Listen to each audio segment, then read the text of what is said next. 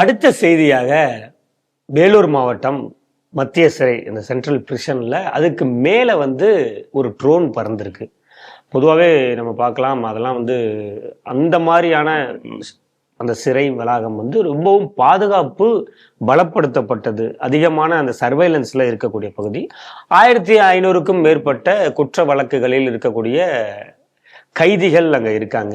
ஒரு 10 மணிக்கு, இரவு 10 மணிக்கு மேலே ஒரு 10 நிமிஷம் அந்த ட்ரோன் மேலே ஃபுல்லாக எல்லாத்தையும் கேப்சர் பண்ணியிருக்கிறதா ஒரு செய்தி வந்திருக்கு.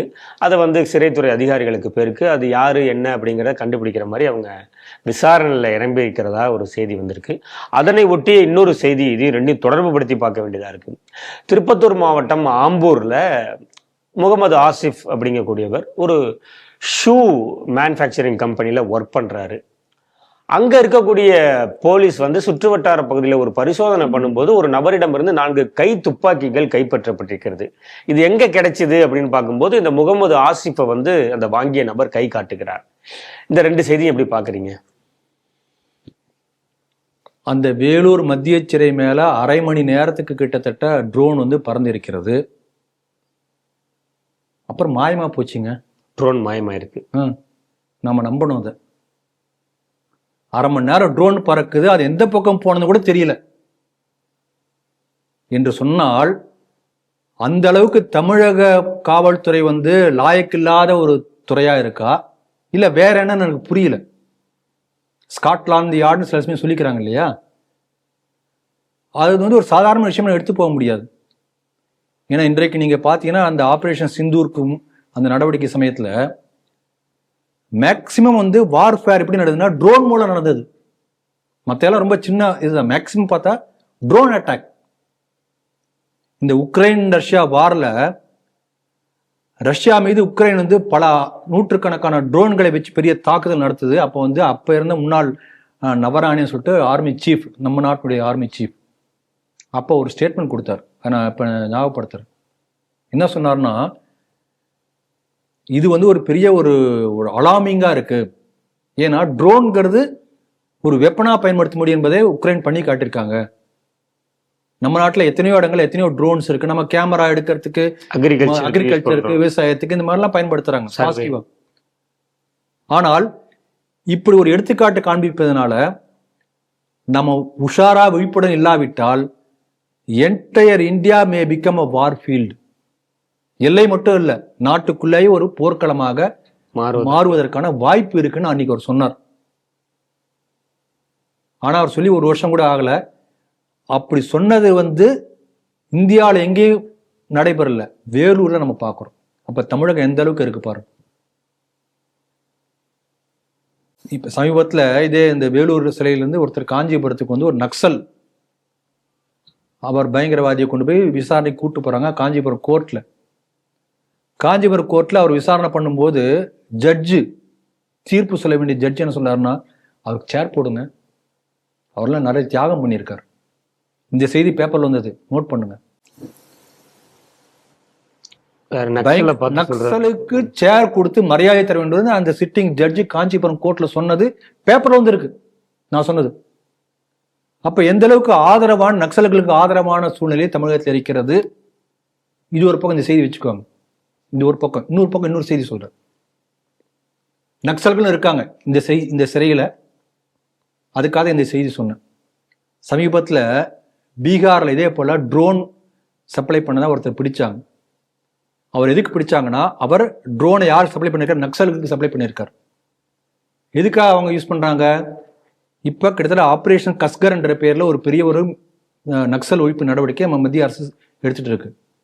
ஒரு காலத்துல நீங்க பாத்தீங்கன்னா என்ன சொல்லுவாங்கன்னா, திருப்பதி டு பசுபதி, திருப்பதியிலிருந்து ஆரம்பித்து நேபாளத்தில் உள்ள காத்மண்டு பசுபதி ஈஸ்வர் கோயில் வரைக்கும் அந்த என்டையர் பகுதி முழுக்க ஒரு நேர்கோடு பண்ணா காடாவே வரும், மலை காடு தான் வரும், ஈஸ்டர்ன் காட் அப்படியே போயிட்டே இருக்கும். அந்த வனத்துறை முழுக்க முழுக்க நக்சல்களுடைய கையிலே இருக்கின்றது பெருமையாக சொல்லி வந்தார்கள். இன்றைக்கு அது கிட்டத்தட்ட முழுக்க ஒழிச்சாச்சு. ஒரே 2-3 டிஸ்ட்ரிக்ட்ல சில நூற்றுக்கணக்கான பேர் மட்டும்தான். அந்த ஆபரேஷன் கஸ்கர் மூலமா அதையும் ஒழிக்கக்கூடிய பெரிய முயற்சி நடந்துட்டு இருக்கு, வெற்றியும் கிடைத்துக் கொண்டிருக்கிறது. அந்த ஆபரேஷன் கஸ்கரை முறியடிப்பதற்காக ட்ரோன்களை அந்த நக்சல்களுக்கு கொடுப்பதற்கு ஒருத்தர் முயற்சி பண்ணியிருக்கார், அவர் அரசு பண்ணியிருக்காங்க. இப்ப நீங்க வேலூருக்கு வாங்க. கனெக்ட் பண்ணிக்கோங்க. அங்க நக்சல்களும் இருக்கிறார்கள். அது தவிர இஸ்லாமிய பயங்கரவாதிகள் பல பேரும் இருக்கிறார். அதனால நாம முடிவு பண்ணிக்கணும். அதனால இந்த ஒவ்வொரு இடமும் வார் ஃபீல்டுன்னு சொன்னா எந்த அளவுக்கு உண்மைன்னு பார்த்துக்கோங்க. அதனால இது உங்க செய்தி காட்டக்கூடிய ஒரு வெளிச்சம் போட்டு காட்டக்கூடிய ஒரு உண்மை. இன்னொரு பக்கம் பாருங்க, ஆம்பூர்ல ஆயுதங்கள் 4 துப்பாக்கி ஒருத்தர் பறிமுதல் பண்ணியிருக்காங்க. விசாரணையின் போது கிடைச்சிருக்கு. இப்ப இதே போல வேற யாருக்கா அவர் கொடுத்திருக்காரா? இந்த ஆயுதங்கள் எங்கிருந்து வந்தது? சோர்ஸ் எங்க? இதெல்லாம் விசாரிக்கணும். இந்த 4 பேரோட கேஸ் அப்படியே முடிச்சாங்கன்னா நம்ம தமிழக போலீஸ் பத்தி தெரியும், நம்ம ஏற்கனவே பார்த்துருக்கோம். அதனால இதெல்லாம் நம்ம யோசிக்க வேண்டிய ஒரு முக்கியமான விஷயம். இந்த ஆம்பூரை பொறுத்த வரைக்கும் ஏற்கனவே பார்த்துருக்கோம், இந்தியாவிலே எங்கேயும் இல்லாத அளவுக்கு கலவரம் செய்தவர்களை பார்த்து பயந்து போலீஸ் 2 கிலோமீட்டர் உயிரை கையில் பிடித்துக் கொண்டு ஓடிய ஊர் ஆம்பூர். அதுவும் குறிப்பா வெட்கக்கேடு, ஒருத்தர் அவமானப்படக்கூடிய ஒரு விஷயம். பெண் போலீசாருடைய மேலாடைகளை களைந்து அரை நிர்மாணமாக விரட்டி தங்க மானத்தை காப்பாத்துக்க 2 கிலோமீட்டர் ஓடி வந்திருக்காங்க நடுராத்திரியில். நாங்க திருப்பி போலீஸ் டியூட்டிக்கு போக மாட்டேன்னு சொல்லி எழுதி கொடுத்து போனவங்க பல பேர். அப்படிப்பட்ட பயங்கரவாத செயல் நடந்தது. அதாவது போலீஸ்க்கே அச்சுறுத்தல் பண்ண செயல் நடந்தது ஆம்பூர். அப்படிப்பட்ட ஆம்பூர்ல இன்றைக்கு ஆயுதங்கள் விற்பனை செய்யறது கண்டுபிடிக்கப்பட்டிருக்கிறது. நம்ம ஜஸ்ட் யோசனை பண்ணிக்கணும் எந்த அளவுக்கு தமிழகம் இருக்கிறது. பாருங்க, சமீபத்தில் இந்த மெட்ராஸ் ஏர்போர்ட்ல லேசர் வச்சு அட்டாக் பண்ண முயற்சி பண்ணியிருக்காங்க. ஃபிளைட் இறங்கும் போது அது இறங்கும் போது கிட்டத்தட்ட 30க்கு மேற்பட்ட முறை நடந்திருக்குது. ஒரு முறை 2 முறை இல்லை, பேப்பர்லேயே பல முறை செய்தி வந்தது. இதுவரைக்கும் யாரும் கண்டுபிடிக்க முடியலையா, கண்டுபிடிக்காமல் இருக்கப்பட்டிருக்கிறதா நமக்கு தெரியாது. நமக்கு தெரிஞ்ச நண்பர் ஒருத்தர் சொன்னார், அங்கே கவுல் பஜார்னு ஒரு இடம் இருக்கு ஏர்போர்ட் பேக் சைடு. அங்கிருந்தா லேசர் ஒளி வந்ததா, அங்கிருந்து நபர் ஒருத்தர் சொன்னார். இல்லை விசாரணை பண்ணாங்கன்னு தெரியும், இல்லாட்டி யார் வேணா என்ன வேணா சொல்லலாம். ஆகவே எந்த அளவுக்கு தமிழகத்தினுடைய பாதுகாப்பை காவல்துறைகள் நம்ம கொடுத்துருக்கோம். ஆனா காவல்துறை எப்படி செயல்பட்டு கொண்டிருக்கிறது? காவல்துறை என்பதற்கான பெயர் காவல், அந்த வார்த்தைக்கு எவ்வளவு ஒரு பெரிய வார்த்தை இருக்கு இல்லையா? அந்த பெயருக்கேற்றபடி தமிழக காவல்துறை செயல்பட்டு கொண்டிருக்கிறதா? இந்த கேள்வியை இந்த 2 செய்தி நமக்கு எழுப்புகிறது. இது முதல்ல.